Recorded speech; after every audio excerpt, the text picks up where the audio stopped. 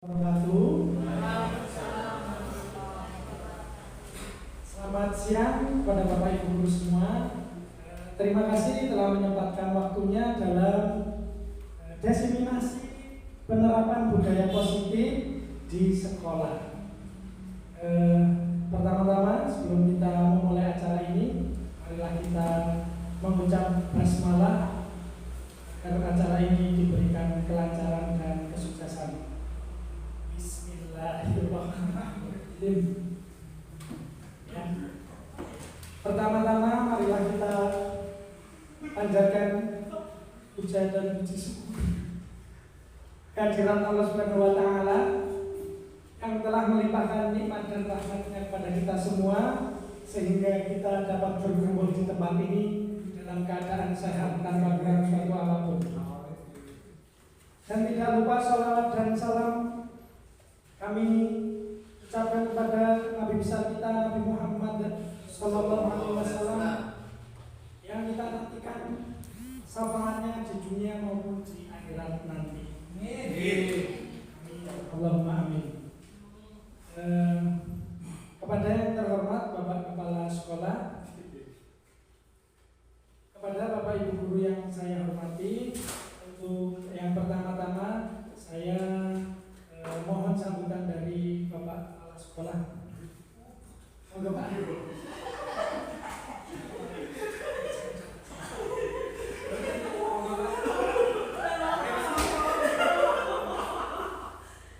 Assalamualaikum warahmatullahi wabarakatuh.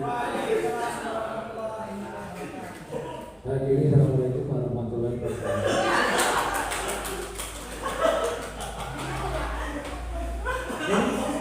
Terima kasih sambutan yang diberikan oleh Bapak Kepala Sekolah SD Negeri Kedunglo yang telah memberikan izin dan tempatnya untuk saya gunakan sebagai tempat diseminasi dari penerapan budaya positif.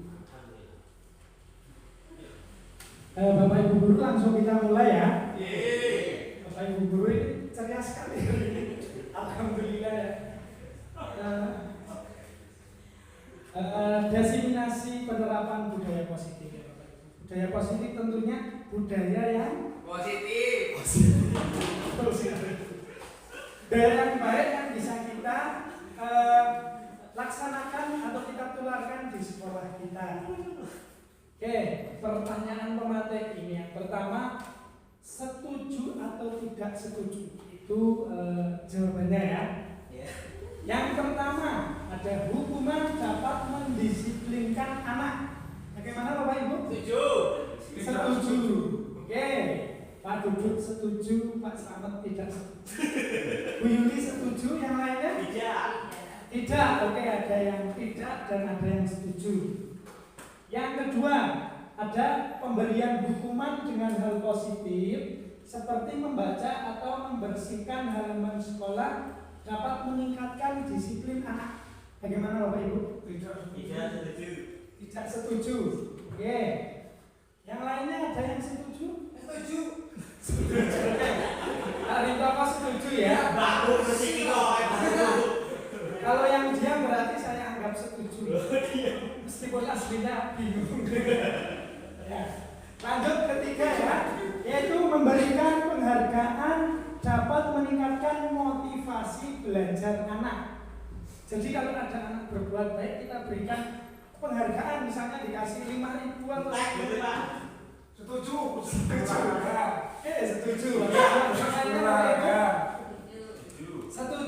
Oke. Ada yang tidak setuju. Tidak setuju. Oke. Oke. Jadi ada yang setuju dan juga ada yang tidak setuju. Dari pertanyaan pemantik tadi nomor 1, 2, 3 itu masih menjadi pro kontra. Ada yang sebagian setuju, ada yang sebagian tidak setuju. Oke. Lanjut Pak. Nah, itu jawaban itu nanti kita jawab di akhir saja ya. Kita ke materi dulu, yaitu tentang apa itu arti disiplin. Nah, disiplin sendiri di sini berasal dari kata bahasa Latin disiplina yang artinya belajar. Disiplin adalah belajar kontrol diri dengan menggali potensi kita, potensi diri, agar tercapai suatu tujuan mulia, yaitu menjadi seseorang yang kita inginkan berdasarkan nilai-nilai yang kita hargai. Nah, ini pertama-tama untuk diri kita sendiri dan tentunya bisa kita sebarkan ke murid-murid kita. Selanjutnya yaitu disiplin dalam budaya kita ini telah berubah menjadi sesuatu yang dilakukan seseorang pada orang lain untuk mendapatkan kepatuhan. Nah, itu mungkin sering terjadi kepada kita semua, gitu. Termasuk saya sendiri itu seringkali masih melakukan hal seperti itu. Jadi di sini sama-sama belajar. Kecenderungan umum adalah menggabungkan kata disiplin dengan ketidaknyamanan, bukan dengan apa yang kita hargai atau pencapaian suatu tujuan mulia. Jadi kalau kita mendengar kata disiplin itu, di pikiran saya ini ya, itu seperti sebuah menekan di dalam diri. Disiplin itu sepertinya kaku sekali. Padahal disiplin itu arti sebenarnya adalah belajar. Disiplin adalah belajar disiplin. Ya lanjut Bapak. Oke. Jadi biar nggak ngantuk Bapak Ibu ini. Ya disiplin kembali saya tekan disiplin adalah belajar. Ke Pak Selamat. Belajar untuk menjadi pribadi yang lebih baik gitu. Tujuan disiplin di sekolah. Nah, disiplin itu di mana saja. Nah, karena kita sebagai guru dan kepala sekolah, di sini disiplin itu tentunya ditamakan di sekolah. Yaitu tujuan disiplin menciptakan suatu lingkungan positif yang terdiri dari warga sekolah yang saling mendukung, saling belajar, saling bekerja sama, sehingga tercipta kebiasaan-kebiasaan yang baik. Nah, dari kebiasaan-kebiasaan yang baik ini akan tumbuh menjadi karakter baik warga sekolah. Dan pada akhirnya karakter dari kebiasaan baik akan membentuk budaya positif. Oke, next Pak. Nah, di sini budaya positif Bapak Ibu. Mungkin Bapak Ibu juga banyak yang belum tahu apa itu budaya positif. Tapi untuk makna di luar kulitnya itu, kalau disiplin budaya positif, budaya yang mengandung nilai baik. Nah, ini penjelasannya, yaitu budaya positif merupakan perwujudan dari nilai-nilai atau keyakinan universal. Keyakinan universal yaitu keyakinan yang dalam arti umum atau mencakup semua, yang diterapkan di sekolah. Seseorang yang memiliki disiplin diri berarti mereka bisa bertanggung jawab terhadap apa yang dilakukannya, karena mereka mendasarkan tindakan mereka pada nilai kebajikan universal. Sebagai pendidik, tujuan kita adalah untuk menciptakan anak-anak yang memiliki disiplin diri, sehingga mereka bisa berperilaku dengan mengacu pada nilai-nilai kebajikan universal dan memiliki motivasi intrinsik, bukan ekstrinsik. Next Pak. Nah, nilai-nilai kebajikan universal. Nah, di sini ini nilainya Bapak Ibu. Nilai-nilai kebajikan yang luas ini dikelompokkan menjadi seperti ini, dipermudah ya maksudnya. Nilai kebajikan yang ingin dicapai oleh setiap anak Indonesia kita kenal dengan profil pelajar Pancasila, yaitu pada kurikulum Merdeka. Bapak Ibu semuanya sudah diklat kurikulum Merdeka ya? Belum, ada yang belum ya? Oh iya. Jadi di dalam kurikulum Merdeka itu ada yang namanya profil pelajar Pancasila. Nah, profil pelajar Pancasila itu mengandung nilai-nilai siswa atau pribadi yang satu, beriman, bertakwa kepada Tuhan Yang Maha Esa, dan berakhlak mulia. Selanjutnya ada mandiri. Jadi siswa mampu melakukan sesuatu bukan atas disuruh orang lain, tapi karena kesadaran yang timbul dari diri sendiri. Yang ketiga, bernalar kritis. Bernalar kritis yaitu siswa itu sudah mempunyai penalaran yang bagus, yaitu sudah bisa membedakan mana yang baik yang salah. Jadi mereka sadar terhadap perbuatan yang mereka lakukan gitu. Selanjutnya ada berkebinekaan global.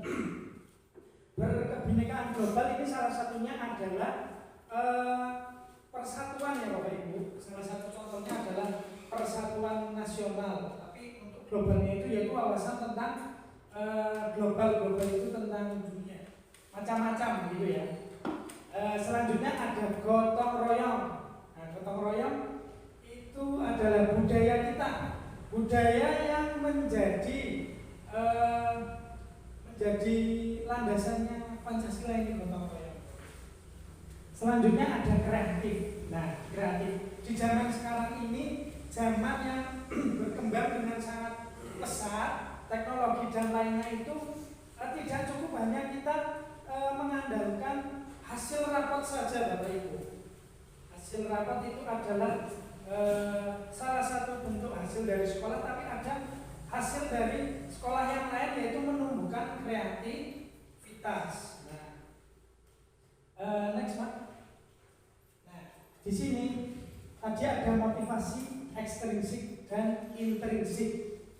Nah, di sini ada teori motivasi perilaku manusia. Nah, ini ada motivasi ekstrinsik dan intrinsik Bapak Ibu. Kalau motivasi intrinsik adalah motivasi yang berasal dari dalam diri atau kesadaran diri sendiri. Sedangkan ekstrinsik itu motivasi yang berasal dari orang lain. Misalnya karena kalau kita berbuat baik kita akan dipuji orang lain, kalau kita berbuat salah maka kita akan diolok-olok oleh orang lain, begitu ya. Itu contohnya seperti itu. Nah, satu teori motivasi perilaku manusia. Satu, untuk menghindari ketidaknyamanan atau hukuman. Apa yang akan terjadi apabila saya tidak melakukannya? Ini termasuk motivasi ekstrinsik, yaitu yang berasal dari luar atau orang lain. Selanjutnya ada dua, untuk mendapatkan imbalan dari orang lain atau institusi. Apa yang akan saya dapatkan jika saya melakukannya? Misalkan saya berangkat ke sekolah sebelum pukul 7. Nah, misalkan kalau 1 bulan full nanti mendapatkan hadiah dari Bapak Kepala Sekolah. Misalnya mendapatkan HP baru atau bagaimana. Nah, itu termasuk motivasi ekstrinsik. Ya, yang ketiga ini untuk menghargai diri sendiri. Saya akan menjadi orang yang seperti yang saya lakukan. Nah, karena ini prinsipnya menghargai diri sendiri itu termasuk motivasi intrinsik. Jadi kalau sudah menghargai diri sendiri itu, dia sudah tidak peduli dengan motivasi-motivasi ekstrinsik. Jadi dia berbuat baik atas kesadaran. Meskipun tidak dipuji, dia akan selalu melakukan kebaikan. Dipuji tidak terbang, diolok-olok tidak tumbang.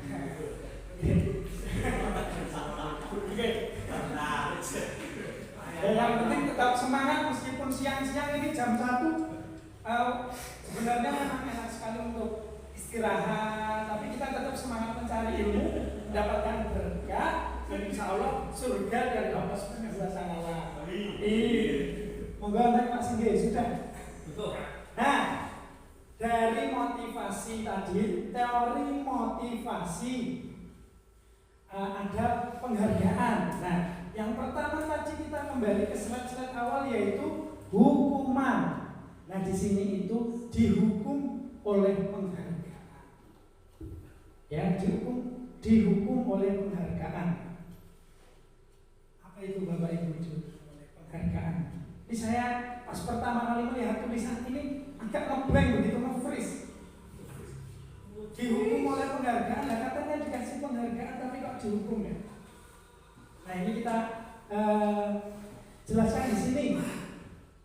Dihukum oleh penghargaan, penghargaan sama dengan hukuman. Meminta untuk melakukan sesuatu yang memenuhi tujuan tertentu dari orang yang meminta. Jadi mengharapkan sesuatu gitu ya. Dampak dari pemberian penghargaan. Nah, yang pertama ini ada pengaruh jangka pendek dan jangka panjang. Nah, yang kedua ada penghargaan itu menghukum. Yang ketiga penghargaan mengurangi ketepatan. Menurut tidak kok?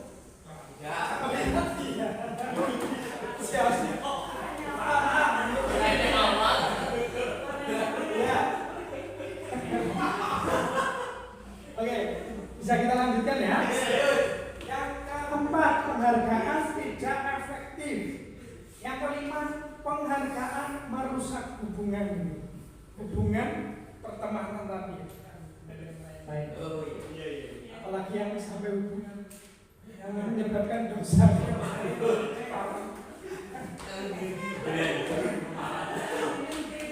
Ya, oke kita lanjutkan ya Bapak Ibu.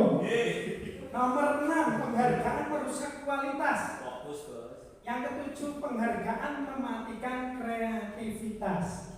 Dan yang kedelapan adalah penghargaan mengurangi motivasi intrinsik. Nah, dia kembali lagi Pak sini. Oke, mohon maaf nih Bapak Ibu, saya lupa ini. Ini dampak pemberian penghargaan. Yang satu, pengaruh jangka pendek dan jangka panjang. Ada pengaruhnya Bapak Ibu. Kalau jangka pendek, ada yang tahu? Jangka pendek pemberian penghargaan. Monggo, sinten? Paham dari tadi sebut-sebut.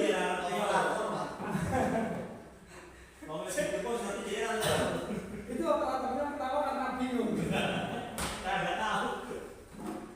Nah ini jangka pendek Bapak Ibu. Penghargaan untuk jangka pendek itu memang terlihat sangat baik. Misalkan kita minta tolong pada siswa untuk membersihkan halaman dengan betul-betul bersih, nanti kita kasih uang 2.000. Nah itu jangka pendeknya itu nanti. Dari pertama itu 2.000, hari kedua kasih 2.000, hari ketiga 2.000. Tapi lama-lama minta nambah. Dan jangka panjangnya dia kalau tidak diberikan penghargaan malah tidak mau membersihkan. Ini sangat memberatkan pekerjaan menjaga sekolah. Jadi kalau siswa menjaga kebersihan sekolah itu yang paling menjaga sekolah. Ya, ini Pak.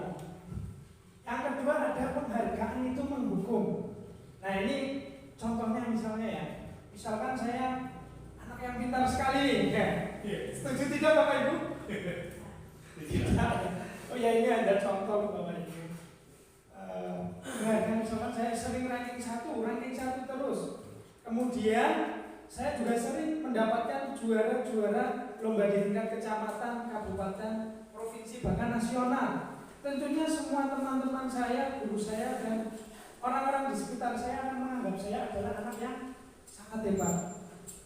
Nah, di situ penghargaan itu akan menghukumnya, itu membebani diri saya. Bagaimana?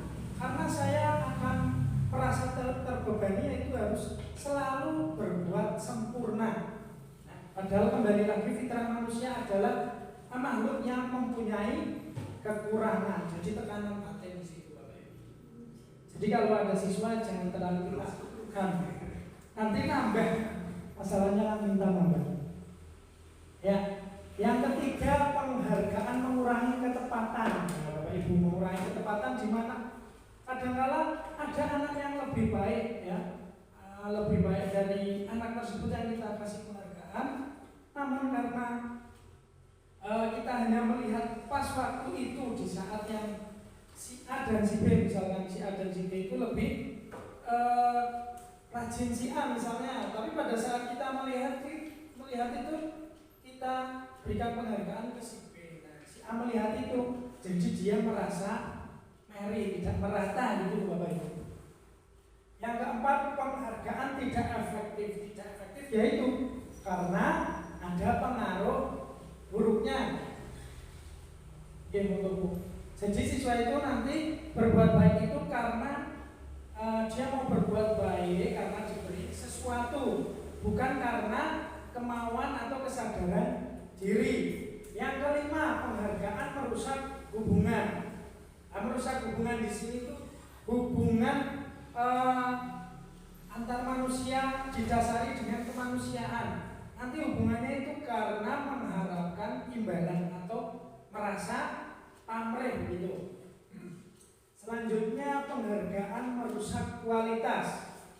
Penghargaan merusak kualitas yaitu kalau anak tersebut biasa kita berikan penghargaan, kemudian kita berikan penghargaannya itu kurang dari biasanya atau bahkan kita tidak memberikan penghargaan. Nah itu nanti tentu dia tidak akan berbuat baik atau berbuat baiknya itu dia lakukan ya asal sekenanya begitu. Misalkan menyapu lah, yang penting disapu. Resik-resik urusan dari gitu. Lanjut, 7, penghargaan mematikan kreativitas. Nah, mematikan kreativitas ini di mana? Jadi karena ada satu orang yang mendapatkan penghargaan, misalnya ini karena berangkatnya paling pagi, misalkan jam 6, sekolah belum dibuka sudah berangkat, itu mendapatkan hadiah, misalkan mendapatkan hadiah.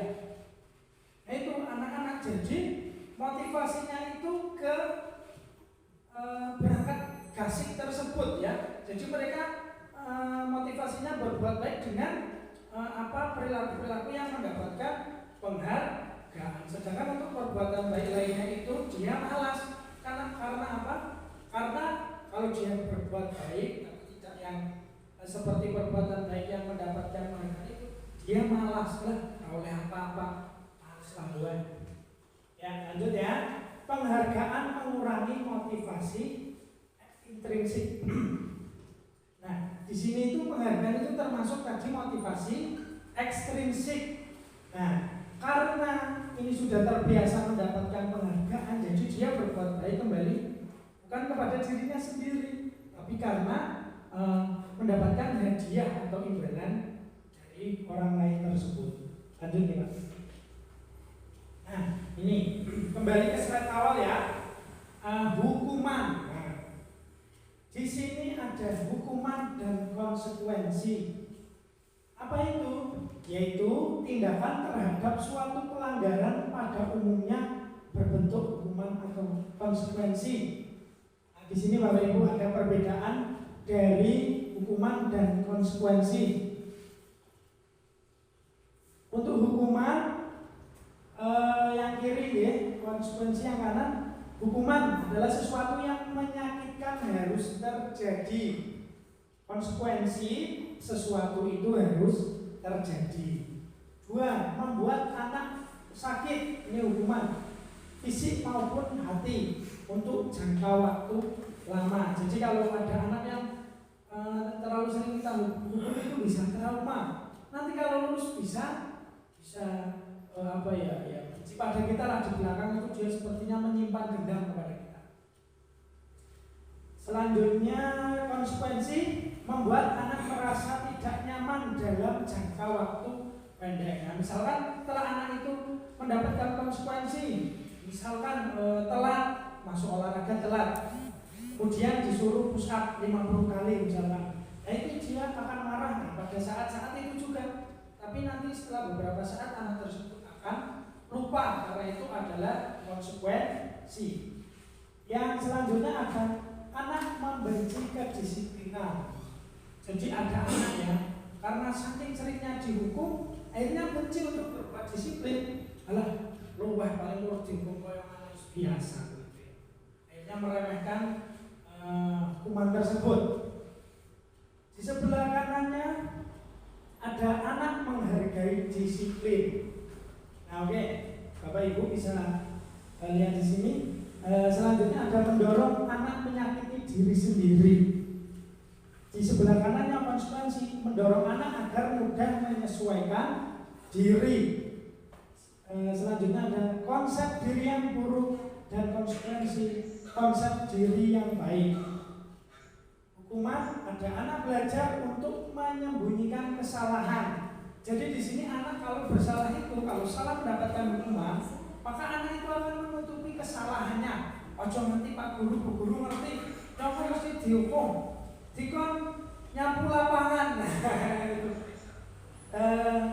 Selanjutnya konsekuensi ada anak belajar untuk mematuhi peraturan. Dan yang terakhir hukuman itu ada marah, rasa bersalah, permalukan, dan merasa tidak dihargai. Dengan konsekuensi kehilangan hak, dibuat tidak nyaman, diasingkan untuk sementara. Oke, lanjut Pak. Nah ini Bapak Ibu.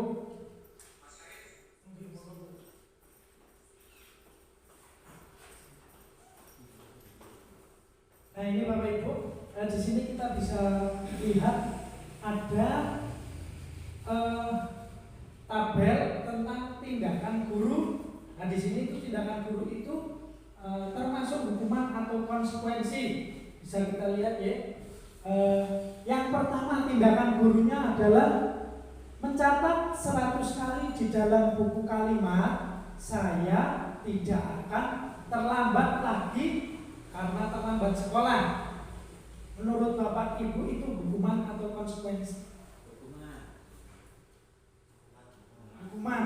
Oke, hukuman. Ada yang lain konsekuensi? Selamat konsekuensi. Hukuman, ya Bapak Ibu semuanya setuju hukuman. Yang kedua ada lari mengelilingi lapangan basket 2 kali karena terlambat hadir di sekolah.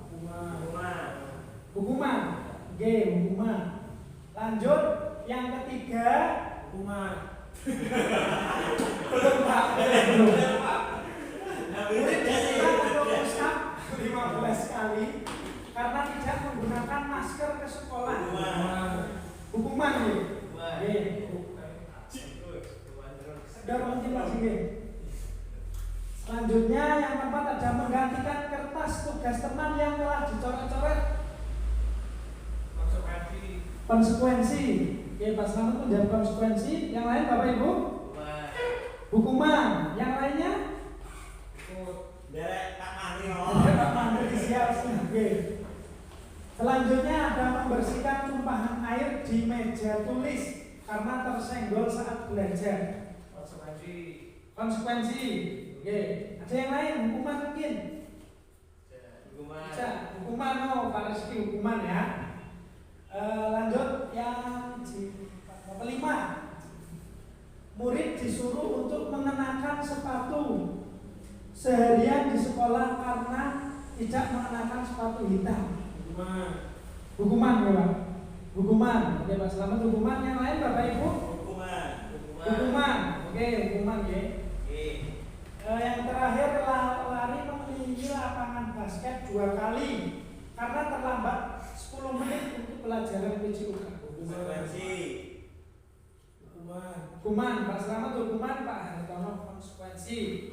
Nah, ini juga pro kontra ya. Ada yang hukuman, ada yang konsekuensi. Oke. Coba Pak Singgih. Nah, ini jawabannya Bapak Ibu. Di sini yang pertama tadi mencatat 100 kali. Saya tidak akan terlambat karena terlambat sekolah itu termasuk hukuman. Ya. Yang kedua lari mengelilingi lapangan basket 2 kali karena terlambat hadir di sekolah. Hukuman. Yang ketiga, murid diminta untuk push up 15 kali karena tidak menggunakan masker ke sekolah. Itu hukuman. Dan selanjutnya menggantikan kertas tugas teman yang telah dicoret-coret. Konsekuensi. Nah, membersihkan tumpahan air di meja tulis karena tersenggol pada saat belajar itu konsekuensi. Yang selanjutnya murid disuruh untuk mengenakan sepatu seharian di sekolah karena tidak mengenakan sepatu hitam. Itu hukuman.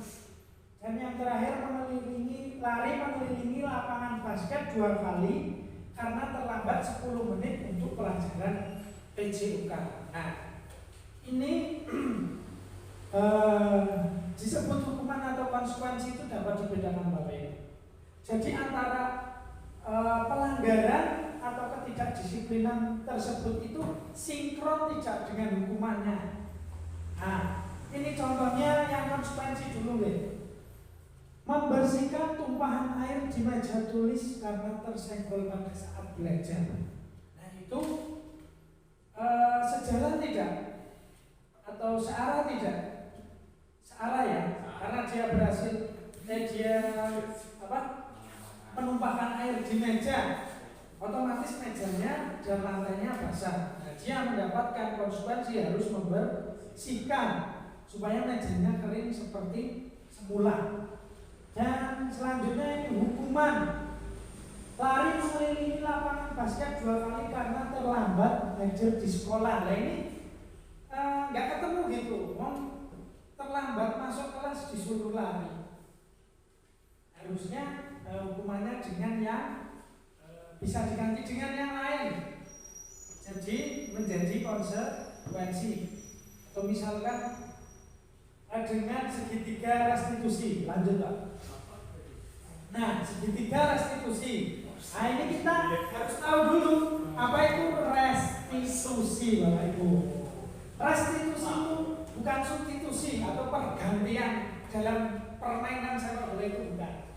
Tapi restitusi adalah proses menciptakan kondisi bagi murid untuk memperbaiki kesalahan mereka sehingga mereka bisa kembali pada kelompok mereka dengan karakter yang lebih kuat. Lebih kuat di sini maksudnya lebih baik lagi, pribadi yang lebih baik. Oke, next pastinya. Nah, ciri-ciri restitusi. Nah, satu, bukan untuk menebus kesalahan, namun untuk belajar dari kesalahan. Untuk belajar ya. Yang kedua, untuk memperbaiki hubungan. Hubungan siapa yang melakukan kesalahan tersebut dengan orang lain yang mendapatkan dampak dari kesalahan anak tersebut. Yang ketiga, tawaran bukan paksaan. Nah ini maksudnya tawaran itu ada ada komunikasi antara yang mau memberikan konsekuensi dengan yang melakukan kesalahan. Misalnya di sini Pak Operator Pak Singgih, misalkan Anda itu seorang guru dan saya muridnya.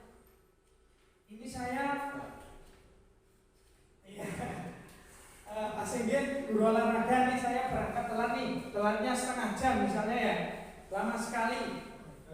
Karena misalkan mandinya gantian, kamar mandinya hanya 1, sementara di rumah orang 10 ya.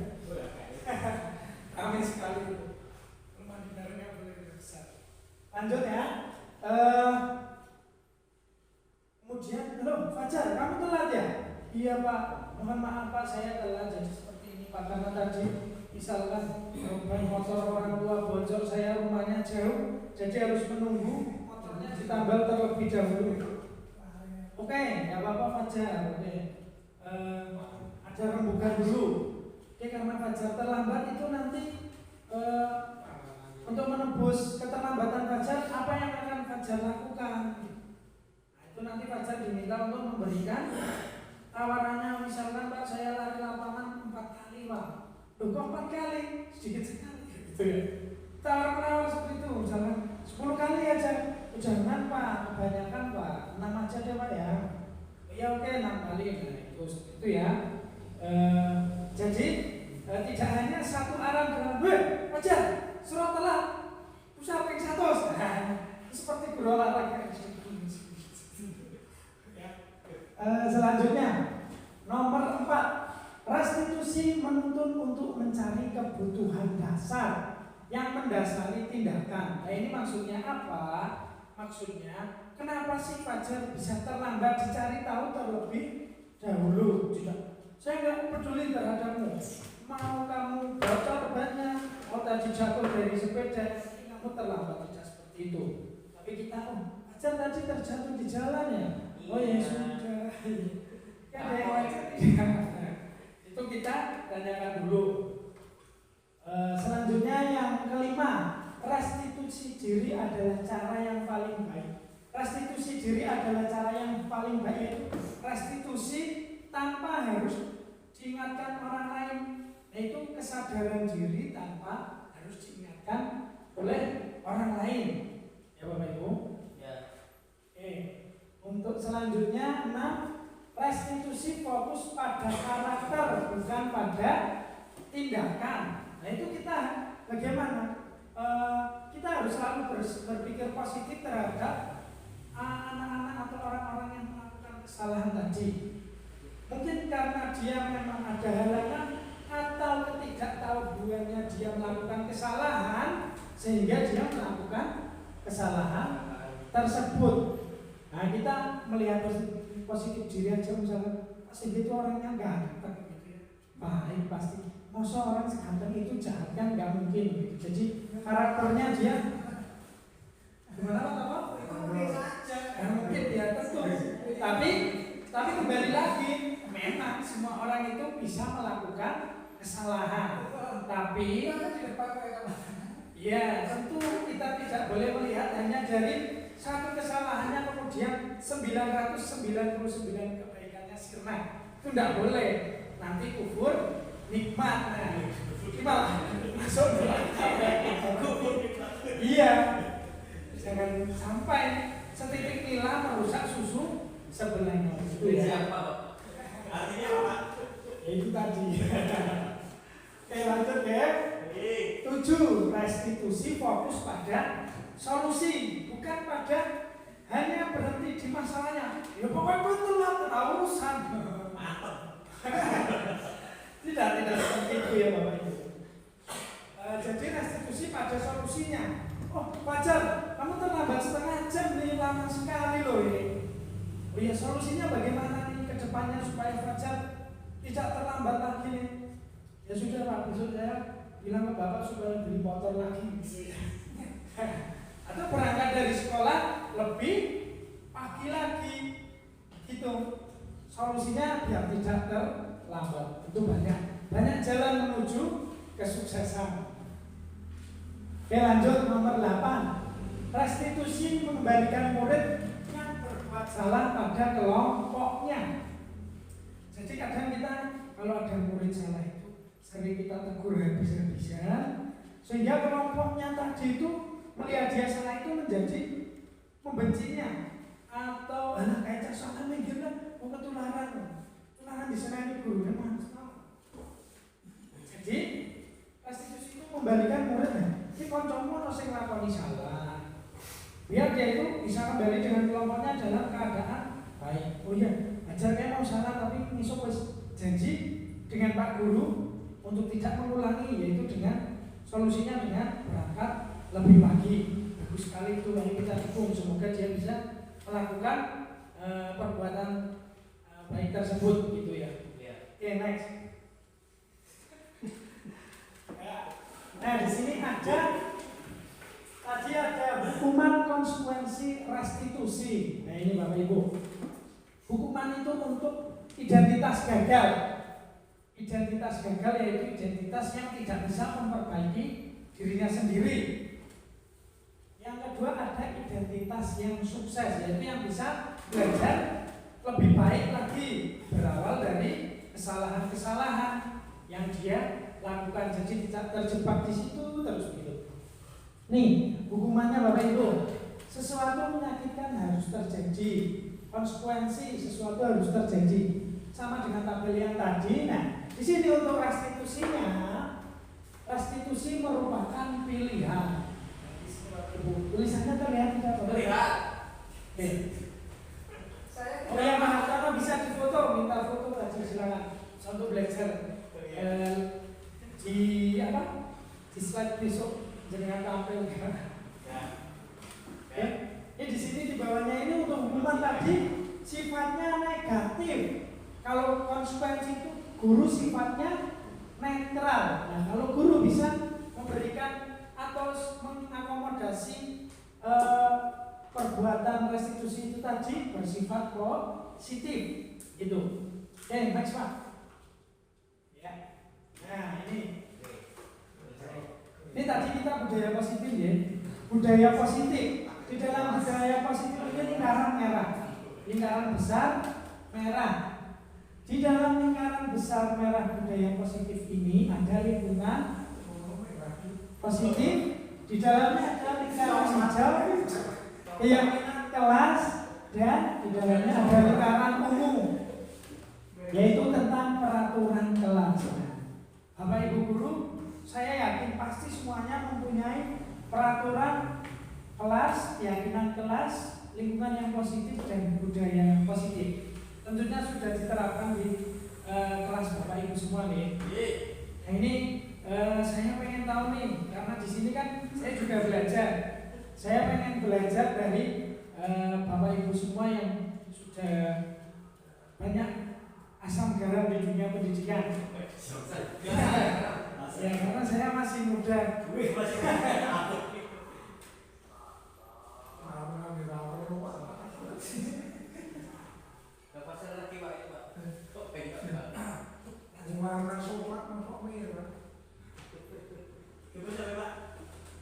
Nah ini maaf. Di sini ada penerapan perumusan keyakinan kelas. Yang pertama tadi kan peraturan kelas ya. Kita buat dulu peraturan kelasnya. Apa hal-hal yang boleh yang tidak boleh dilakukan di dalam kelas atau selama pembelajaran berlangsung. Kita susun dulu, kita coba ke praktek pembuatan peraturan kelas.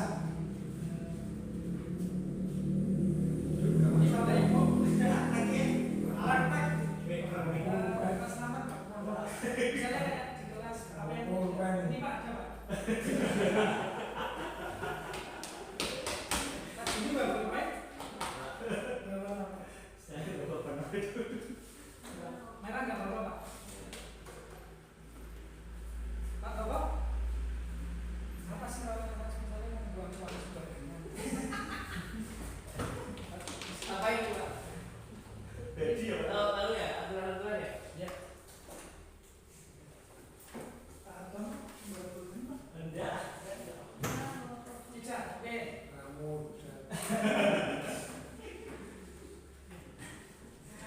Dokter kayak ini lah apa-apa. Ya lu temukan desain. Hah? Temukan Ini tadi kelas 5 tadi. aku udah satu kalau gitu.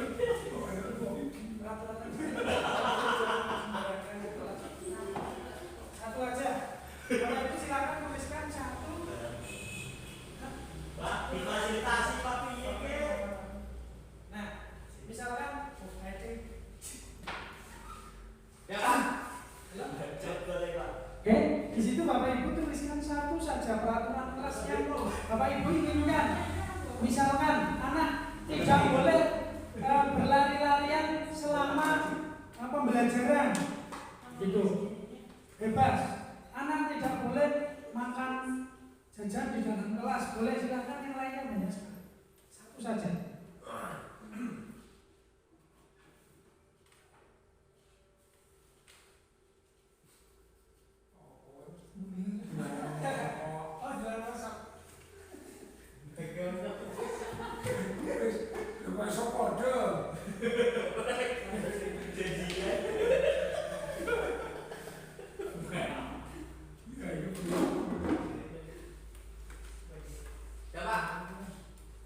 Sudah Bapak Ibu? Ya.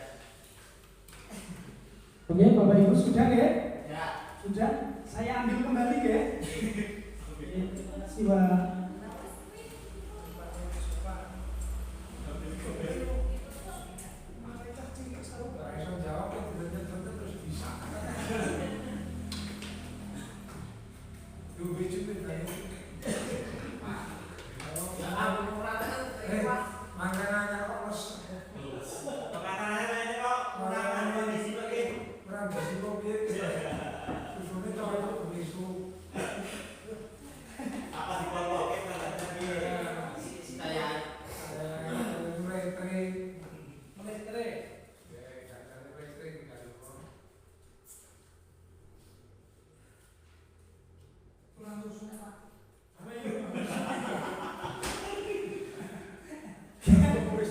Ya Bapak Ibu, nah karena di sini lemnya ini sudah habis.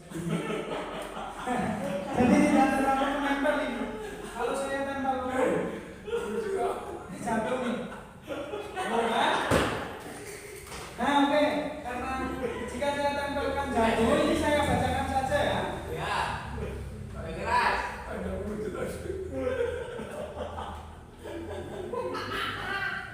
Ya. Yang pertama ini peraturan kelasnya, masuk sekolah tepat waktu. Yang kedua, dilarang berlari saat dalam pelajaran. Yang ketiga, dilarang merokok di kelas. Oh iya, mungkin saja bisa. Sekarang ada dilarang buang sampah di meja guru. Ada berpakaian sopan.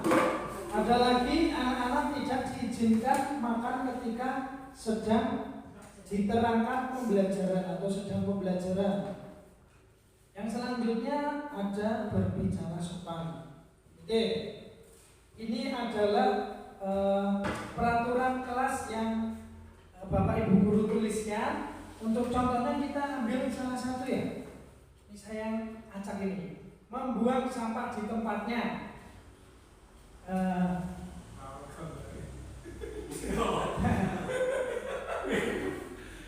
Nah Bapak Ibu ini gambarnya tidak ada. Jadi saya tuliskan saja ya.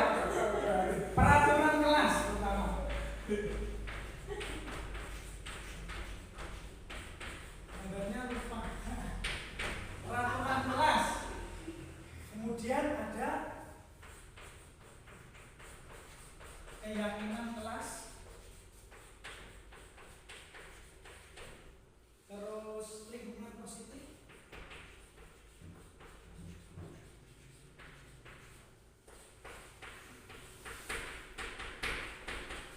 Dan budaya positif.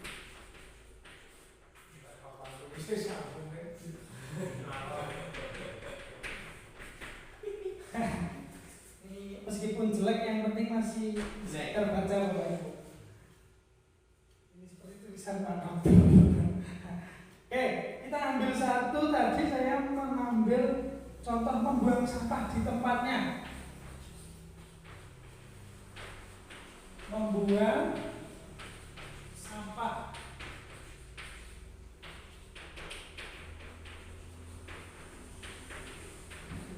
Oke, untuk peraturan kelas membuang sampah di kelasnya. Keyakinan kelas. Ini kira-kira apa Bapak Ibu untuk keyakinan kelasnya? Yakin? Oke, bagus ya, betul sekali. Yakin siswa tidak akan membuang sampah di tempat sampah. Di tempat membuang ya. Nah, sip. Kita membantu Bapak Ibu tidak membuang.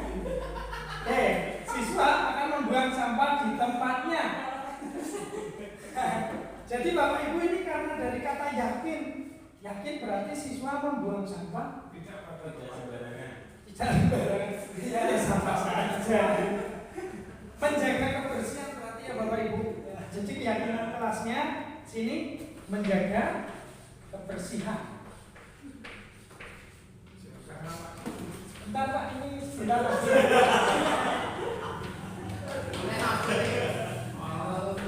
Nah, di sini lingkungan positif. Lingkungan positif dari kita mengambil dari keyakinan kelas yaitu menjaga kebersihan. Lingkungan yang menciptakan apa Bapak Ibu? Kebersihan. Oke, betul sekali. Tepuk tangan buat Bu Rantri. Ya, kebersihan betul. Kebersihan. Lingkungan positifnya kebersihan. Dan yang terakhir budaya positif. Dari lingkungan positif yang selalu menjaga kebersihan. Apa Bapak Ibu? Saya juga nggak tahu ini. Bapak operator ini yang senyum terus.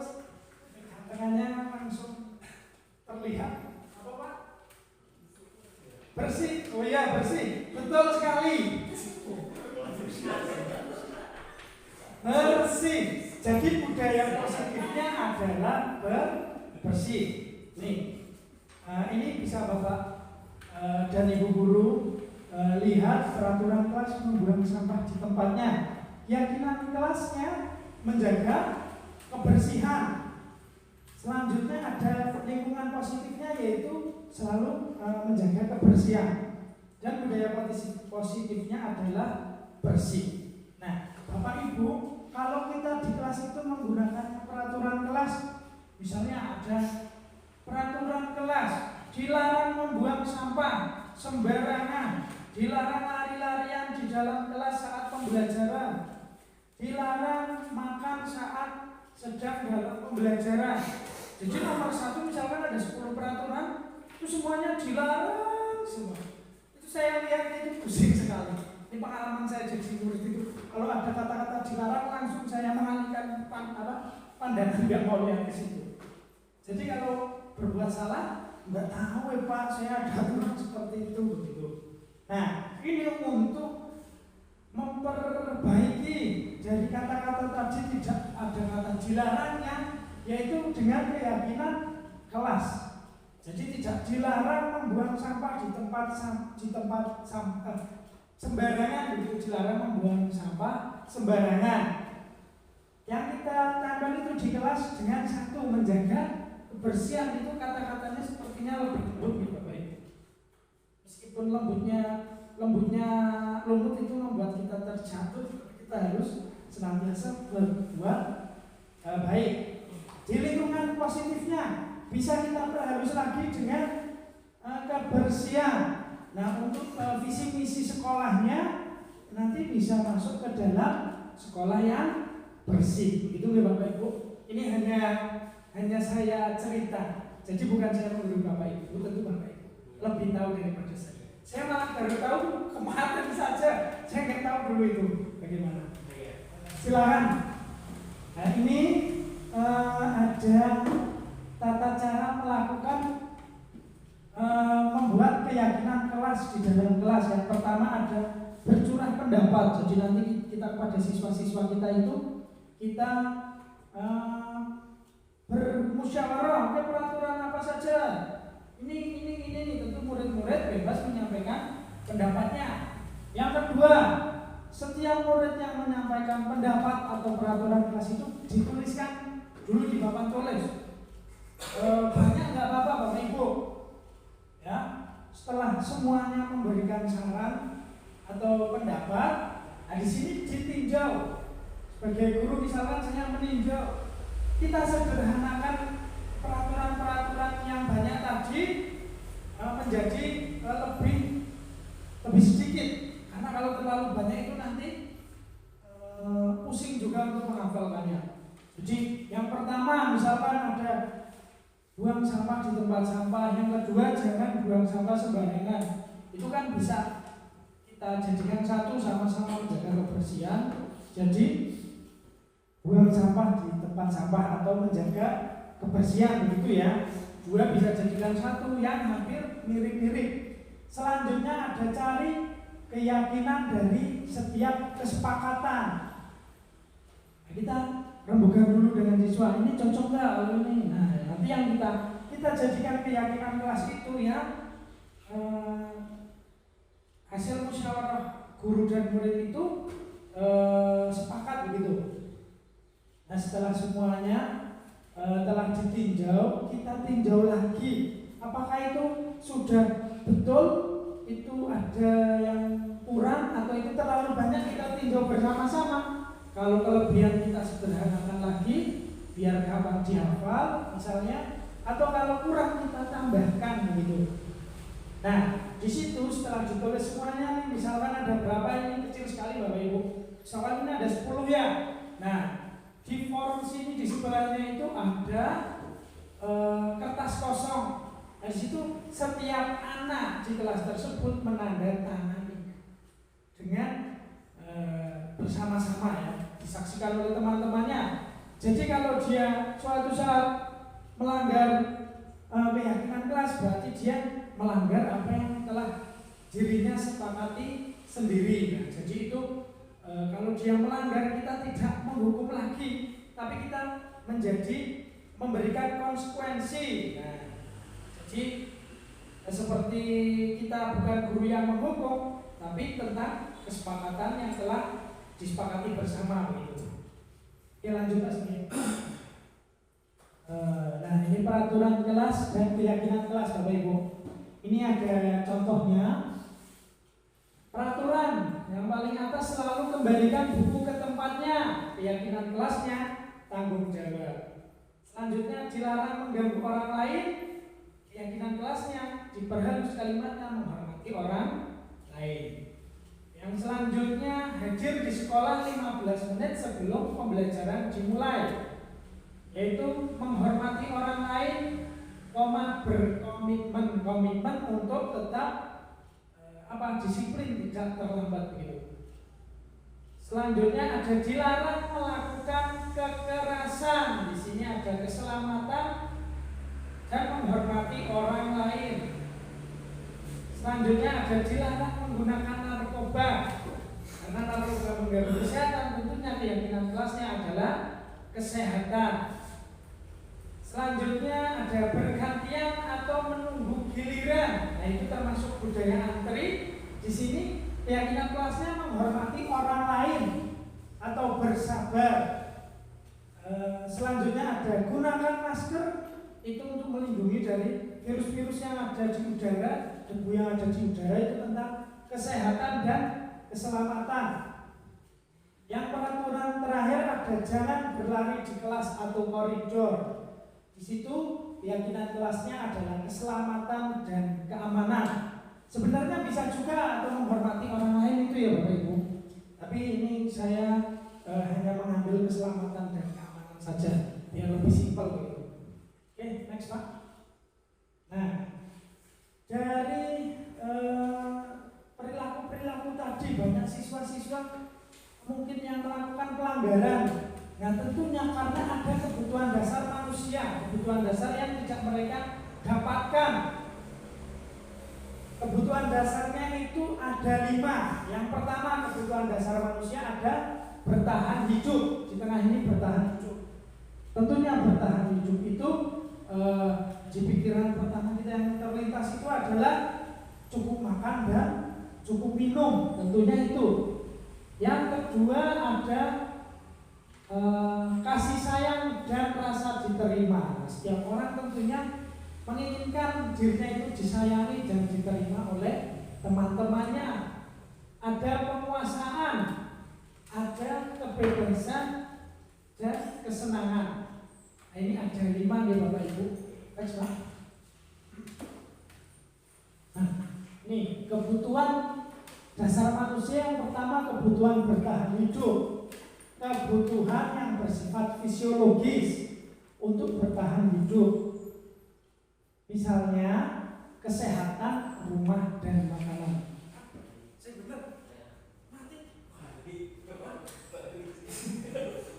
Oke, yang kedua, nih ada rasa kasih sayang. Oke, silakan ke belakang Pak, boleh jangan lama-lama. Kasih sayang dan rasa diterima. Nah, kebutuhan untuk disayangi. Semua orang pengen disayangi, entah itu kepada disayangi oleh suami atau istrinya atau pacarnya atau temannya, dan disayangi oleh orang lain begitu.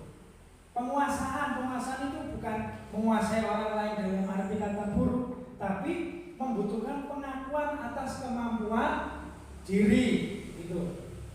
Meliputi keinginan untuk dianggap berharga, ya minimal dianggap ada, itu sudah senang sekali.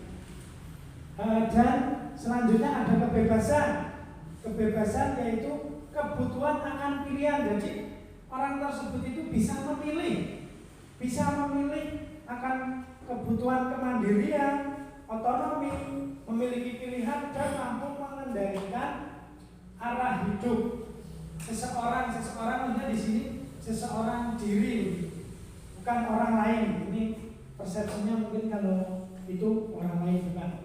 Yang terakhir ada kesenangan. Nah, jadi semua orang itu membutuhkan rasa senang. Untuk apa? Untuk melepaskan melepaskan rasa-rasa bosan yang mengganjal di setiap orang. Next Pak sini. Nah, ini ada 5 posisi kontrol Bapak Ibu. Ada tadi motivasi, ada identitas gagal, identitas berhasil atau sukses, dan identitas dari luar ini dan dari dalam atau kontrol diri ini. Bapak Ibu bisa dilihat. Ini kalau saya bacakan lama sekali nanti. Oke, nanti saya berikan print-printannya Bapak Ibu. Nanti Bapak Ibu bisa, jika ingin memahami lebih lanjut itu bisa dibaca sendiri. Oke, next Pak. Nah, ini 5 posisi kontrol tadi, intinya itu ya. Ada kebutuhan untuk hidup, kesenangan, kebahagiaan. Oh, ya, kontrol. Oke, lanjut ya.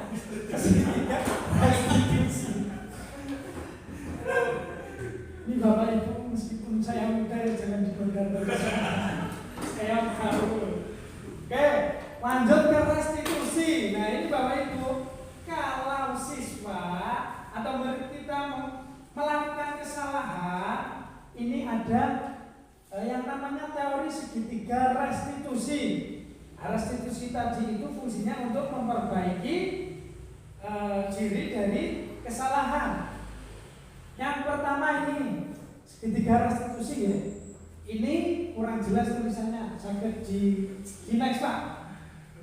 Nah, yang pertama segitiga restitusi itu, segitiga itu kan ada 3 sisi, berarti ada 3 langkah melakukan restitusi. Yang pertama ada menstabilkan identitas, yaitu untuk membuat anak yang merasa gagal karena berbuat salah menjadi positif terhadap dirinya. Jadi tidak apa ya, terus di situ terpaku di situ terus. Jadi paling tidak dia nyongong elek tapi nyong kudu iso nglakoni. Dan jadi kesalahan saya sudah besok tidak melakukan kesalahan tersebut kembali. Nah, ini guru berkata, berbuat salah itu hal yang manusiawi. Tidak ada manusia yang sempurna. Bapak Ibu guru juga pernah berbuat salah. Kita pasti bisa menyelesaikan permasalahan ini. Oke, next. 2, langkah kedua tadi adalah validasi tindakan yang salah, yaitu membantu murid mengenali kebutuhan dasar yang ingin dipenuhi, yaitu misalkan dengan kata-kata begini, kamu bisa saja melakukan hal yang lebih buruk tapi kamu tidak melakukannya kan. Terus apakah kamu bisa melakukan dengan lebih baik besok lagi? Itu. Oke, lanjut next. Langkah yang ketiga adalah menanyakan keyakinan, yaitu anak melihat kesalahannya dihubungkan dengan norma sosial dan nilai-nilai yang mendasari manusia berinteraksi dengan orang lain. Nah, ini guru misalnya bisa berkata ya, apa nilai yang kita percaya di kelas atau di sekolah kita sih? Itu ya, misalnya ada anak berkelahi itu Bapak Ibu, nilainya apa sih? Kamu kok sampai berkelahi? Hukum Pak, cari menghargai. Nah, itu berarti seperti itu menekankan kesadaran tentang norma-norma yang norma-norma yang dia langgar begitu, jadi dia tahu.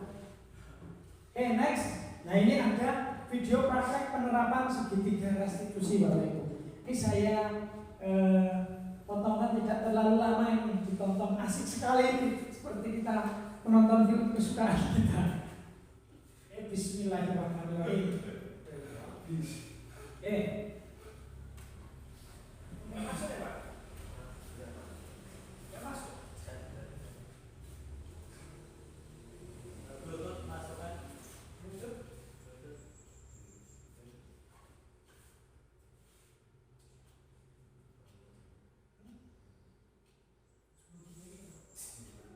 Ini supaya pelaku ini.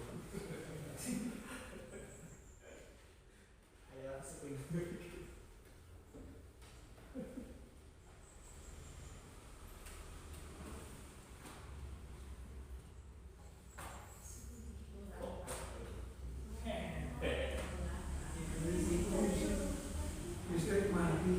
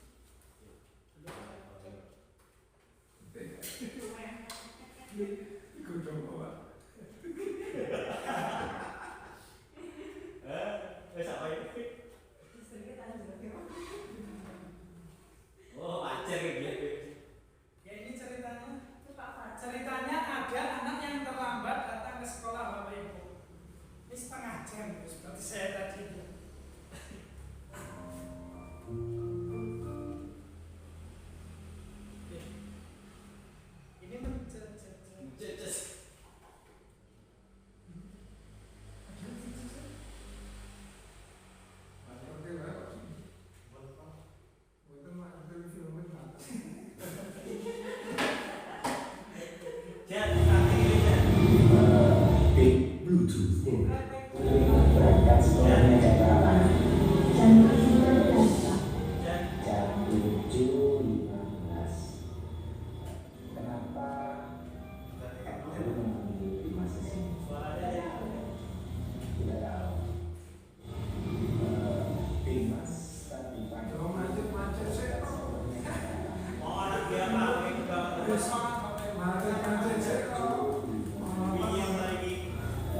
Sekolah kita Jangan di lantai. Jam 7. jam 7. Itu artinya Dimas kira-kira telat apa tepat waktu Dimas? Telat, Pak. Telat. Iya. Terlambat ini perbuatan yang baik atau salah Dimas? Salah. Tidak baik ya. Dan terlambat itu merupakan perbuatan yang salah. Tentunya setiap manusia itu pasti pernah berbuat salah, Mas. Termasuk Pak Sam. Pak Sam itu juga pernah terlambat untuk menghadiri sebuah acara.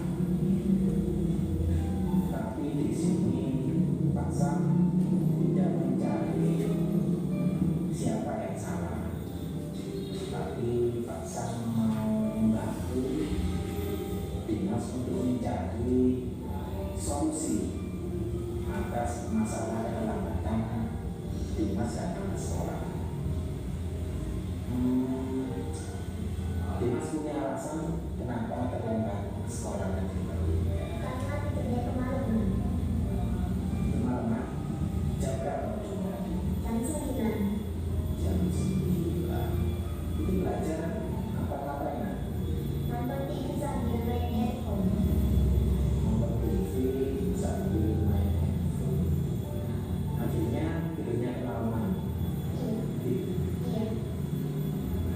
Baik Dimas, masih ingat dengan kesepakatan kelas yang beberapa waktu itu telah kita sepakati bersama?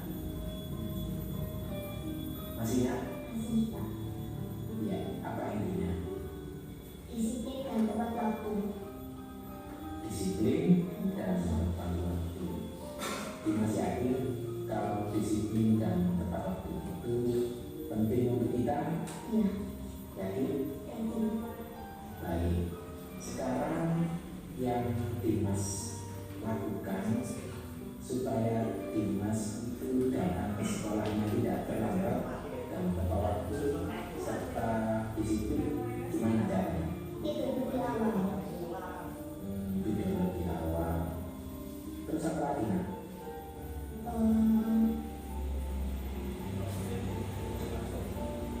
Terus memasang alarmnya. Memasang Alarmnya. alarm. Oke nak, tidur lebih awalnya jam berapa? Jam 8. Kalau sebelumnya jam 9, berarti sekarang jam 8. Kemudian pasang alarm. Ya. Baik, pasang alarmnya itu sebelum sholat subuh aja supaya Dimas juga bisa melaksanakan sholat. Tidak sholat subuh. Kemudian kira-kira kapan Dimas mau mulainya? Nanti hari ini. Iya. Baik, mulai hari ini Dimas akan mulai perubahan itu menjadi lebih baik, menjadi anak yang disiplin dan tepat waktu. Dimas bisa? Bisa, Pak. Iya. Oke, tos dulu. Iya, Dimas pasti bisa menjadi lebih baik. Dan terima kasih Dimas. Ya, demikian Bapak Ibu tadi itu adalah contoh video, contoh praktek pelaksanaan kegiatan segitiga restitusi. Ya, sebentar Bapak.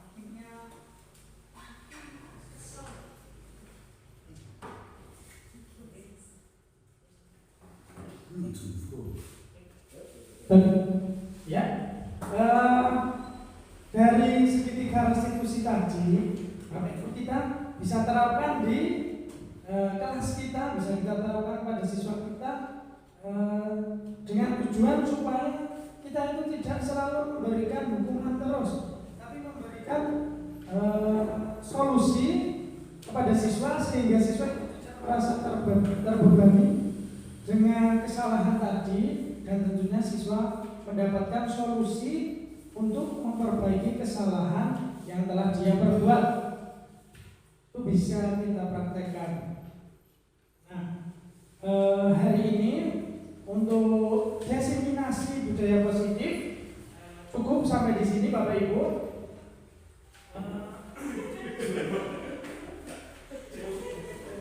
Semoga